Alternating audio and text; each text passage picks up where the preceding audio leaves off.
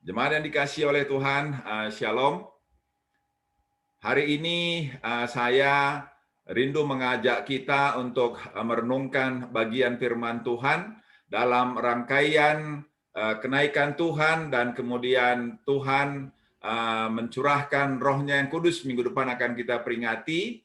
Lalu di selangnya itu Tuhan memberikan perintah supaya murid-murid tetap di Yerusalem menanti janji Allah, yaitu akan memberikan Roh Kudus kepada mereka, dan kemudian murid-murid menunggunya, menantinya dengan tekun.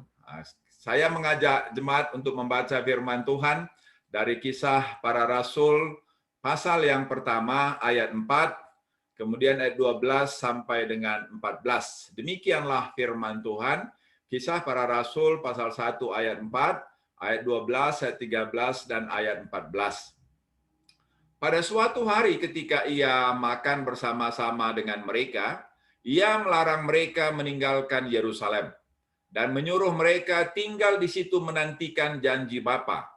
Yang demikian katanya telah kamu dengar daripadaku. Jadi Tuhan sudah menjanjikan itu yang tertulis dalam Lukas 24 ayat 49. Saya bacakan untuk kita. Dan aku akan mengirim kepadamu apa yang dijanjikan Bapakku.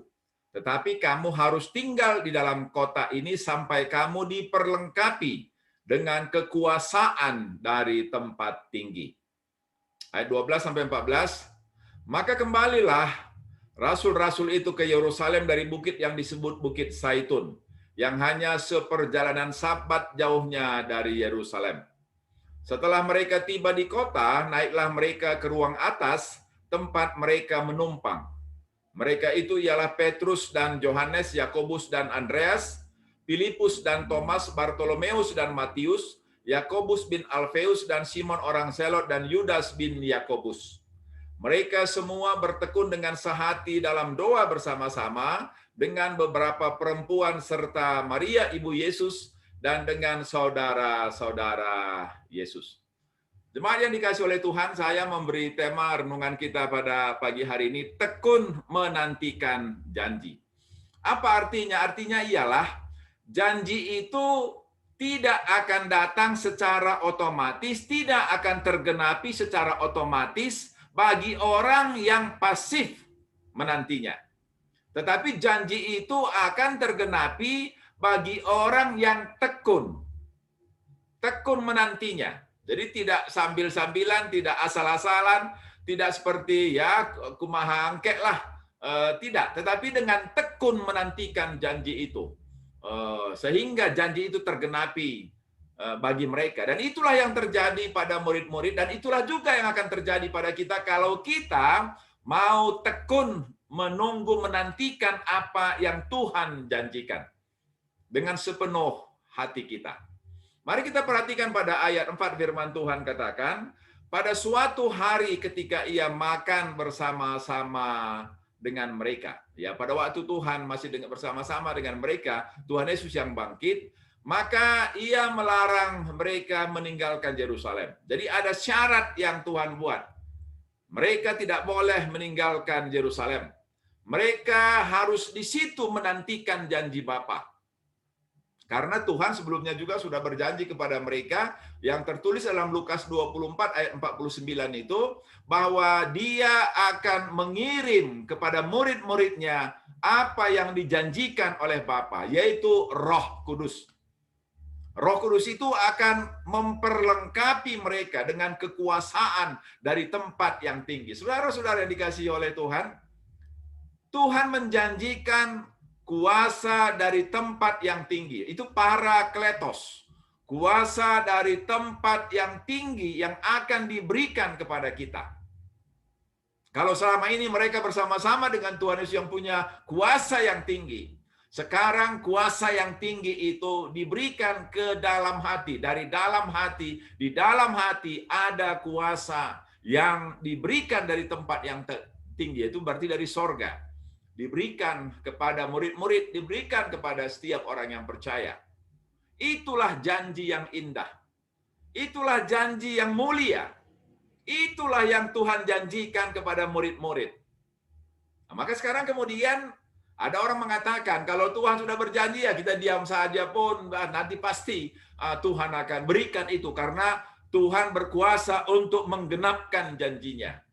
Tetapi tidak itu yang Tuhan ajarkan. Yang Tuhan ajarkan ialah kita harus menantikan dengan sungguh-sungguh, bukan dengan pasif apa yang Tuhan janjikan. Maka oleh karena itu ketika Tuhan kemudian katakan dia akan kembali nanti untuk kedua kalinya menjemput kita orang yang percaya, maka ketika kita menantikan itu tidak boleh dengan pasif atau dengan hidup yang negatif seperti jemaat Tesalonika. Dengan ngobrol sana, ngobrol sini, membicarakan kelemahan orang lain, menghabiskan waktu sepanjang hari tidak berbuat apa-apa. Bukan itu cara menantikan yang Tuhan ajarkan. Yang Tuhan ajarkan ialah ora et labora, bekerja sambil berusaha, memberitakan Injil, menantikan dalam doa kedatangan Tuhan Yesus yang kedua kali. Maka itu yang dicontohkan oleh murid-murid yang akan kita lihat. Mulai ayat 12 sampai dengan ayat 14.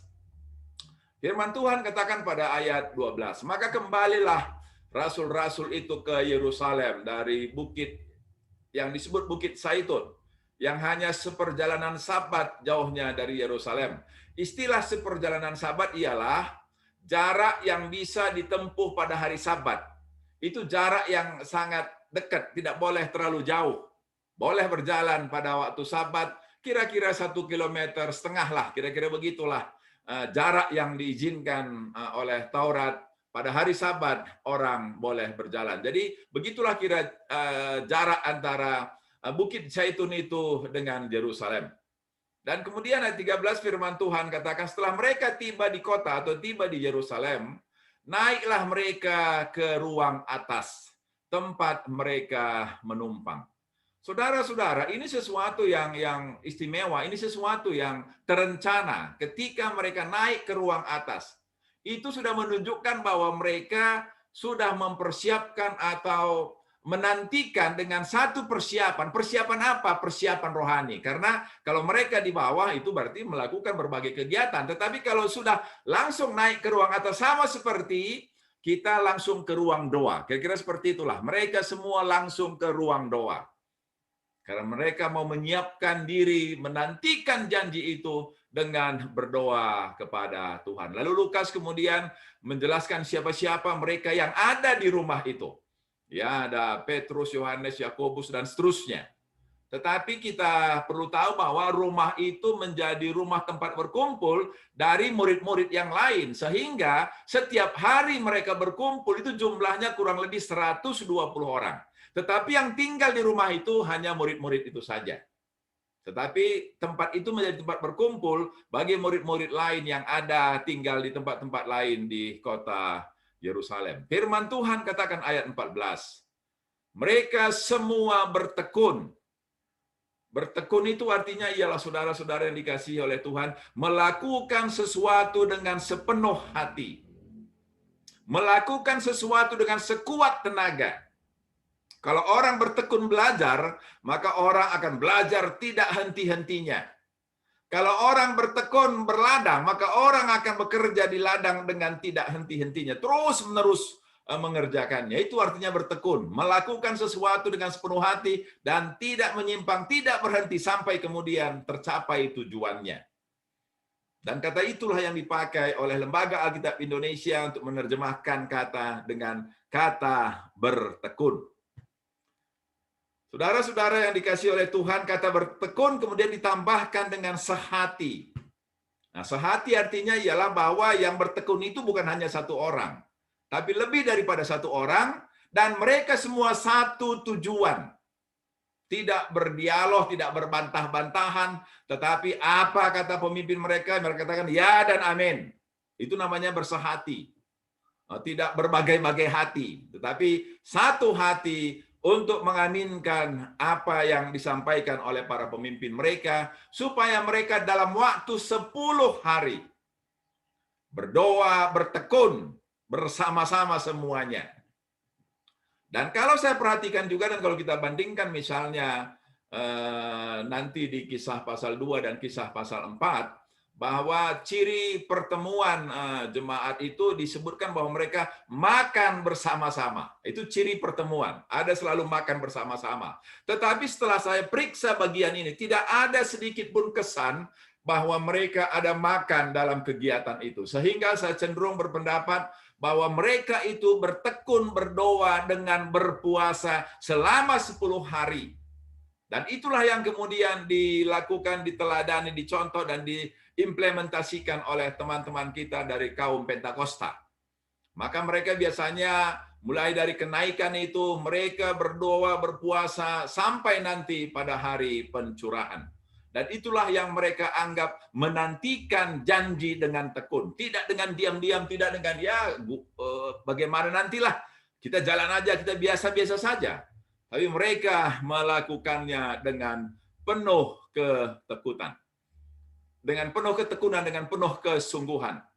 Kemudian juga ditambahkan di situ dengan beberapa perempuan serta Maria ibu Yesus dan dengan saudara-saudara Yesus. Ditambahkan lagi kemudian orang-orang yang berkumpul. Oleh karena itu jemaat yang dikasihi oleh Tuhan, kata bertekun dan bersehati yang disampaikan di ayat 14 ini menjelaskan bahwa kalau kita menantikan janji Tuhan, maka kita harus menantikannya dengan sekuat tenaga, dengan sepenuh hati, dengan sungguh-sungguh, dan itulah yang dimaksudkan dengan ketekunan. Dan karena itu saya melihat ada 3 hal yang mereka kerjakan selama 10 hari itu. Yang pertama ialah berdoa. Mereka berdoa bersungguh-sungguh, berdoa dengan berpuasa, berdoa dengan berseru kepada Tuhan, supaya janji itu tergenapi bagi mereka. Supaya mereka layak untuk menerima janji itu. Dan mereka lakukan itu dengan sepenuh hati mereka. Dan inilah sebenarnya yang menantang seorang pendeta yang bernama Parham.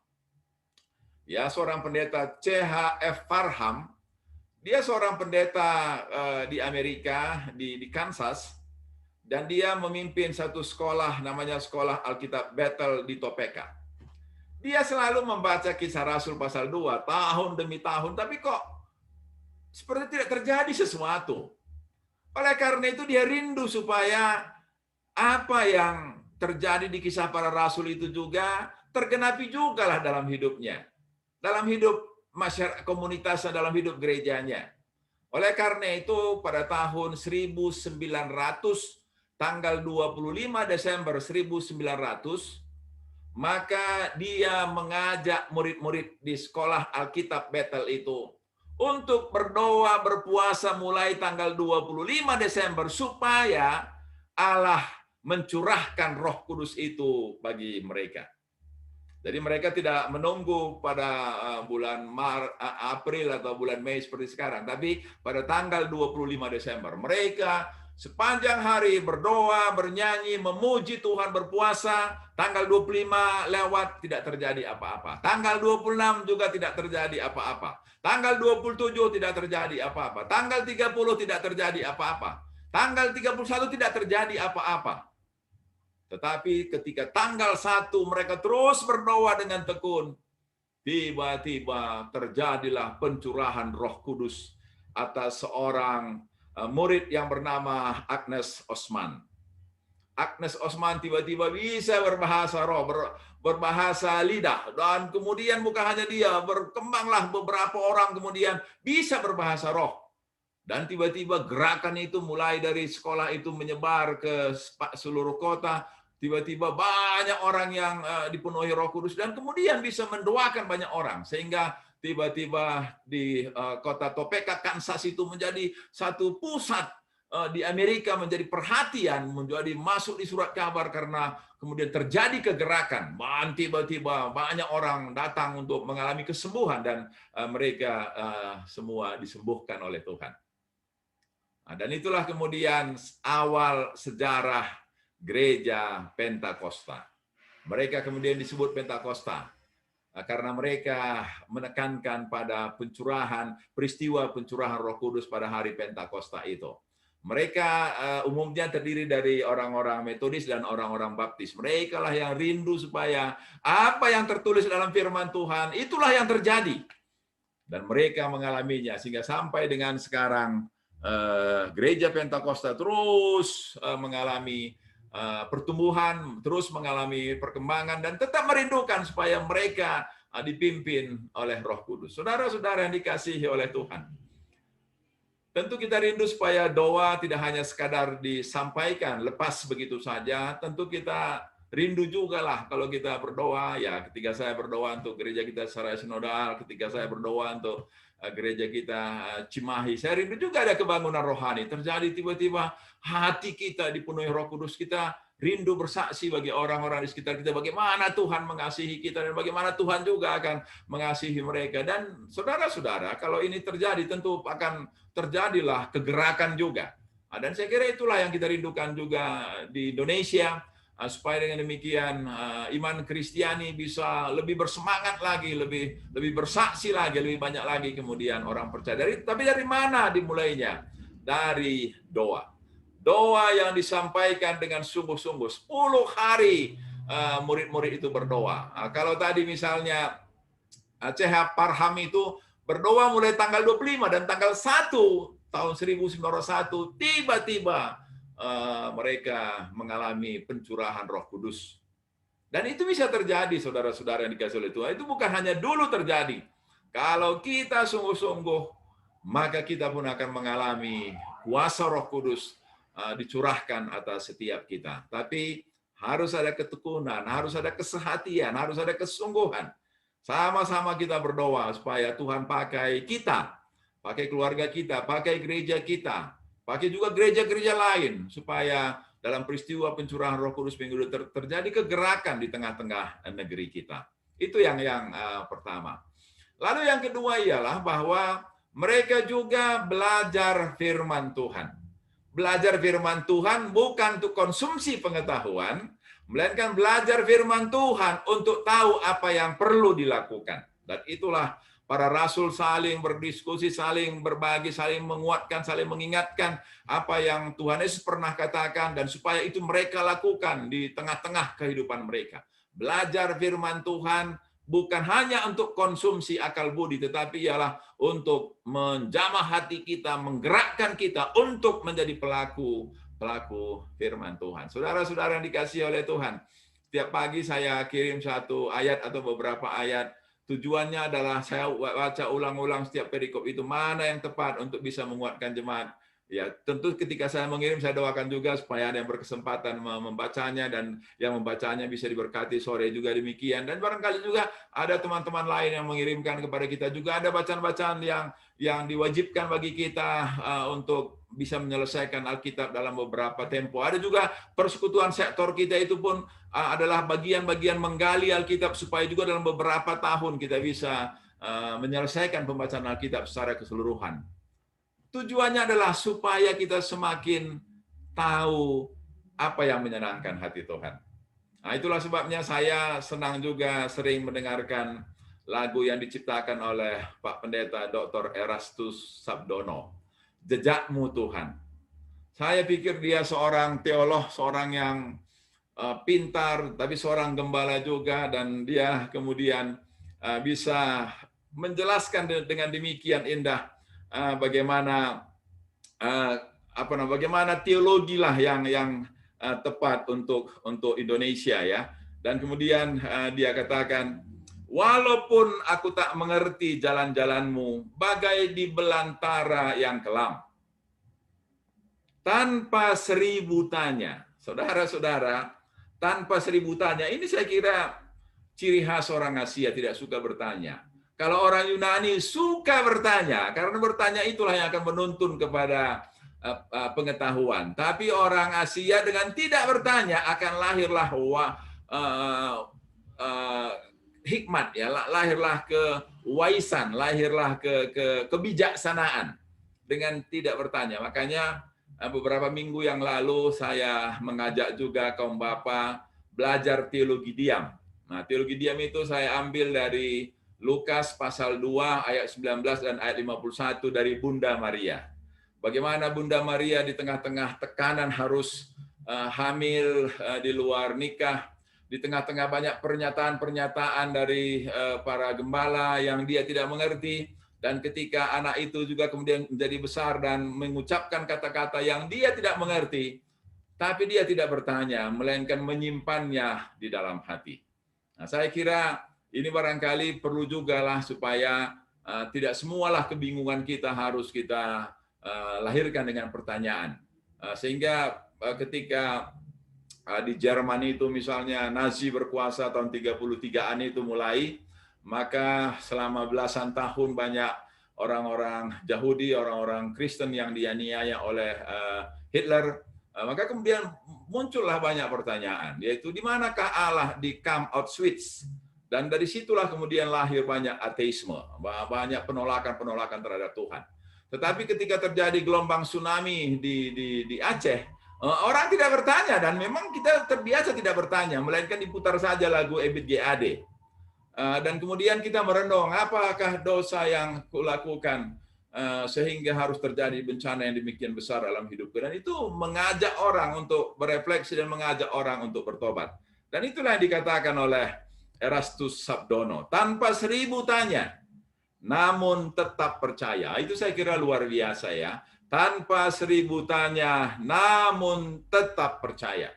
Itulah yang kita pegang. Banyak hal yang barangkali kita tidak mengerti dalam hidup ini, tapi satu hal yang harus dilakukan ialah tetap percaya. Jejakmu Tuhan sungguh sempurna. Kemudian dia sampaikan doa, ajarku memahami semua yang kau ingini. Nah, saudara-saudara, belajar Alkitab bukan untuk memahami, memenuhi kebutuhan kognisi kita ya, melainkan memahami apa yang Tuhan ingini, mengetahui apa yang Tuhan ingini, agar hidupku puaskan hatimu. Agar hidupku puaskan hatimu. Bagimu aku rela sepenuh hati menghamba. Jadi bukan menghamba kepada uang, bukan menghamba kepada pekerjaan, bukan menghamba kepada orang yang berkuasa, melainkan rela sepenuh hati menghamba kepada Tuhan. Serahkan diri, genapi karyamu. Nah, itulah saudara-saudara yang kedua yang barangkali terus harus kita lakukan. Semakin banyak kita belajar firman Tuhan, semakin kita mengerti apa yang Tuhan kehendaki. Kemarin ketika saya membagikan firman Tuhan dari 1 Timotius itu ya, bahwa dalam bahasa dalam bahasa Indonesia itu ya, kita tidak membawa apapun ke dunia dan tidak akan membawa apapun nanti ketika kita meninggalkan dunia ini, asal ada pakaian dan makanan cukuplah. Itu saja yang kemudian Tuhan sampaikan, dan itu harus membesarkan hati kita. Hal-hal lain semua aksesori.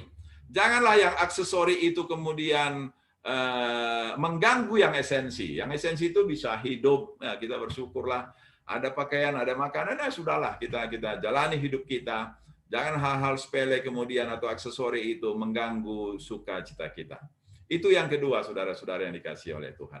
Lalu yang ketiga ialah, kalau kita baca seterusnya itu ketika mereka kemudian memilih juga pengganti Judas Iskariot, maka saya melihat bahwa di antara mereka ada juga sharing ya, saling berbagi, karena mereka semua dalam kekhawatiran, ketakutan, juga kemudian barangkali bagaimana dengan janji itu, apakah nanti akan digenapi dalam kehidupan mereka, dalam keadaan yang bingung, dalam keadaan yang sambil berharap, dalam keadaan yang mereka juga ditolak oleh masyarakat, dalam keadaan yang tegang seperti itu, mereka saling bersharing satu dengan yang lain, saling menguatkan satu dengan yang lain, dan itulah yang disebut dengan koinonia.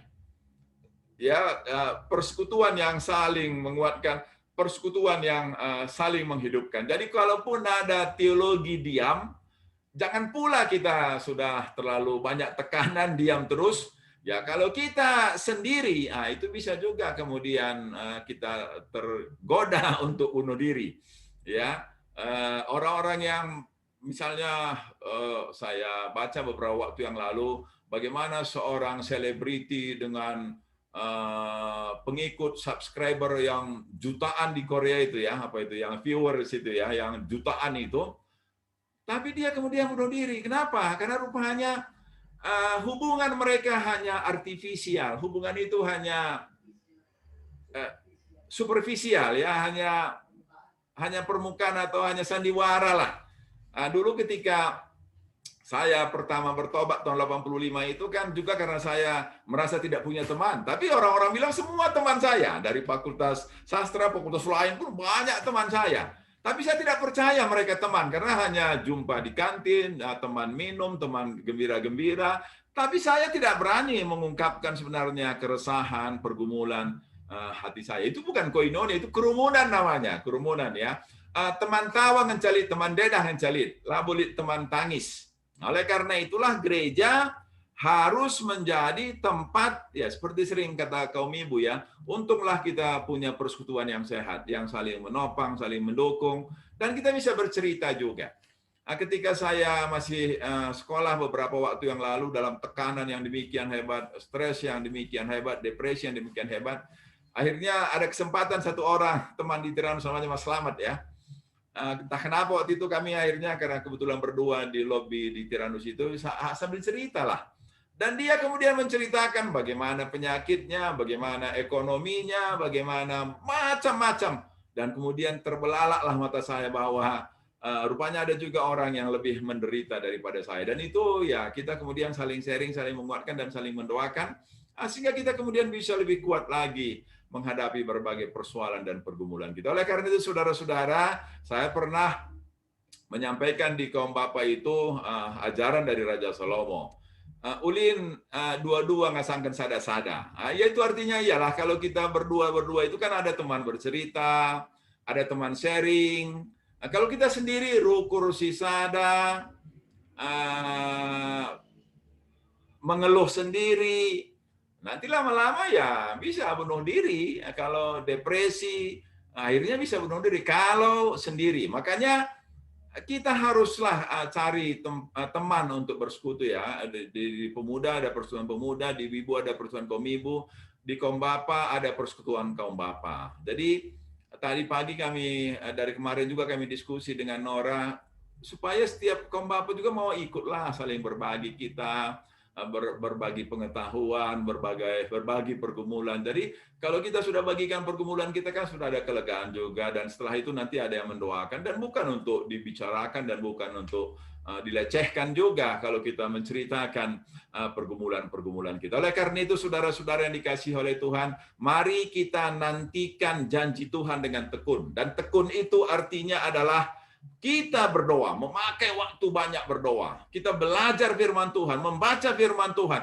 mengaminkan firman Tuhan dalam hati kita. Dan yang ketiga ialah, mari kita saling berbagi, saling menguatkan satu dengan lain. Jangan hanya memikirkan diri sendiri, tetapi kita pikirkan juga teman kita lain. Kalaupun kita bergumul sendiri, mari kita bagikan juga kepada teman-teman kita, supaya kita bisa dikuatkan dan koinonia persekutuan kita bisa dihidupkan. Dan kita kemudian bisa terus menjalani kehidupan kita. Kalau tadi Nora bersaksi juga mengingatkan kita untuk terus menerapkan protokol kesehatan, itu bagian dari koinonia. Saling menjagalah kita. Karena saudara-saudara, dalam beberapa hari ini ada dua tokoh muda yang meninggal dunia karena COVID ya. Yang pertama ialah pendeta Pastor Raditya Olowan, 36 tahun, masih muda, sehat. Dan kemudian meninggal karena COVID, meninggalkan 4 orang anak dan 1 orang istri. Lalu kemarin itu ada Birgaldo Sinaga, ibunya orang Karo. Dia seorang pegiat sosial, tinggal di Batam, kena COVID, muntah darah, dan kemudian meninggal dulu. Usia masih muda ya, dia dari Politeknik USU, jauh lah masih di bawah kami ya, tapi juga meninggal dalam usia yang sangat muda. Oleh karena itu saya kira tadi pagi kami juga banyak diskusi lah, mengapa kok orang Indonesia ini memang pemberani ya, dan petualang. Cerita juga tadi saya, sebenarnya kalau mengendarai mobil itu sudah ada batas 100 km ya, tapi sering mau 120, 130 karena nyaman pula. Begitulah model kita. Barangkali dengan pandemi COVID ini pun, dengan corona ini ya, kita suka seperti kata Bung Karno dulu ya, vivere pericoloso itu ya, bermain-main di ombak itu ya, menantang bahaya. Barangkali begitulah. Tapi kita barangkali berani mati, saudara-saudara. Tapi anak-anak kita, orang-orang yang kita kasih belum tentu siap kita mati ya. Kalau ketika lihat istri Raditya, anak-anaknya itu, wah, hancurlah hati mereka ya. Juga anak Birgaldo masih SMP barangkali ya, menyanyikan lagu untuk menunjukkanlah bahwa mana mungkin siap mereka ditinggalkan oleh orang tua mereka. Oleh karena itu, walaupun kita semua orang-orang yang hebat, orang-orang yang berani mati, tapi sadarlah bahwa orang-orang di sekitar kita belum siap mati. Sedangkan seorang Tompi saja pun ibunya sampai nangis tadi ya. Saya sudah sharekan videonya itu ya. Dia sampai menahan emosi karena baru ingat 2 minggu lalu lah ibunya itu meninggal karena barangkali ibunya memaksa untuk pulang ke Lok Semawe karena sudah rindu barangkali. Selama ini dia tinggal dengan Tompi di Jakarta, tapi karena barangkali sudah rindu sampai ke Lok Semawe barangkali ya tentu dari Jakarta pula. Ya mungkin banyaklah keluarga-keluarga yang datang ya, seperti ada kesaksian teman saya ketika dia pulang ke Siantar itu, lalu karena meninggal suami kakaknya, lalu ketika orang mau cium pipinya temannya, dia pakai bukalah maskermu itu, sombong kali pun kau. Jadi begitulah barangkali kadang-kadang sehingga akhirnya ya dibukalah, dikasihkanlah pipi untuk dicium. Tapi kan kalau dibuka masker kan barangkali nggak tahu kita yang mencium itu barangkali ada virusnya dan entah bagaimana ya, sehingga saya kira tidak mudah juga lah bagi kita untuk hidup dengan